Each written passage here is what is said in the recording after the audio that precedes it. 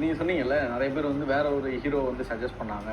ஆனால் அது உங்களுக்கு ஒரு மாதிரி மன ரீதியாக உங்களை அஃபெக்ட் பண்ணுச்சா? அதே மாதிரி நான் ஒரு நியூஸ் கேள்விப்பட்டேன், உங்களுக்கு கூட வேற இந்த ஹீரோயினும் நடிக்க மாட்டாங்கன்னு சொன்னாங்க அப்படின்றதும்.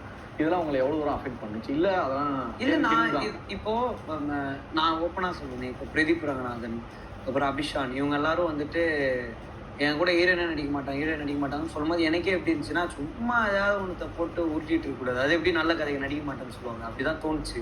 ஆனால் உண்மையில நடிக்க மாட்டாங்க. இங்கே அதான் ரியாலிட்டி. நமக்கு பார்க்கும் போது சிம்பத்தி கிரியேட் பண்ணுறீங்களா அப்படி தோணுது.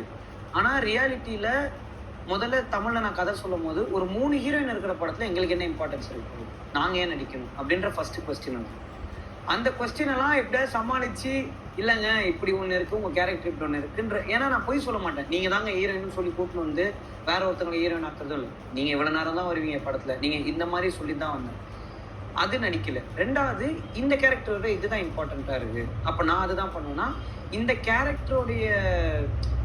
கேரக்டருக்கு தேவைப்படுற விஷயங்கள்ல நீங்கள் இல்லை, இது டோட்டலாக வேற ஜோனில் இருக்குது, நீங்கள் வந்து அஸ் அ பர்சனாக வேற ஒன்றா இருக்கீங்க.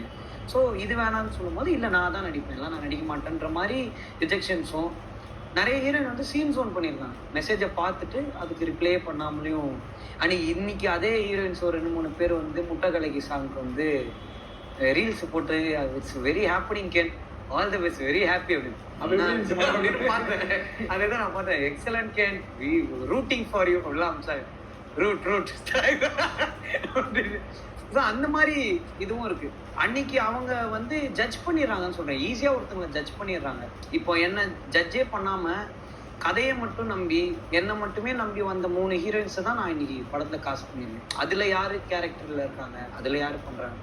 நமக்கு ஃபர்ஸ்ட் ரீசன் பொண்ணுன்னு கிடைக்கிறதே கஷ்டமாச்சு ஹீரோயினா. செகண்ட் ரீசன் கிடைச்சாலும் அது கேரக்டருக்குள்ளே இருக்கா, சும்மா கிடைக்கிறாங்கன்னு காசு பண்ணிட முடியாது, நடிக்க வரேன்னு சொல்கிறாங்கன்னு அந்த கேரக்டருக்குள்ளே இருக்கிறதும் தேர்றதா இருந்துச்சு.